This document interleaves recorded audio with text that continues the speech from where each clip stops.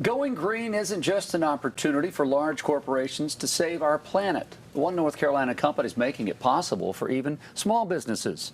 Fox 46's Brett Baldick is live here in the newsroom with an inside look at how a Charlotte tech startup is taking advantage of this new program. Good morning, Brett. Good morning, Jason. Statistics show that small business startups account for about 50% of carbon emissions, which obviously leaves a lot of room for improvement. And experts say some of that improvement starts with computers. For most, this small office of 3 people in South End wouldn't be considered a huge polluter, but a study showed this office was putting 227 metric tons of carbon into the atmosphere yearly, which breaks down to about 47 cars traveling on the road. We're a small business. We print almost no papers. We travel very little because of the pandemic. And so, yeah, that number was surprising, definitely.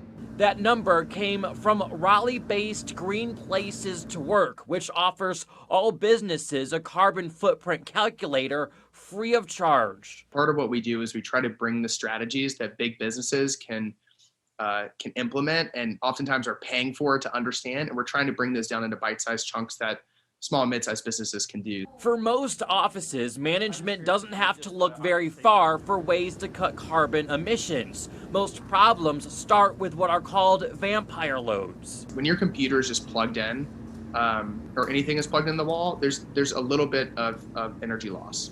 And you can reduce about 10% of your electricity emissions by just having everything on a power strip that turns off when you leave the office. That's just one of a number of methods Anduin used to cut their carbon emissions down to zero.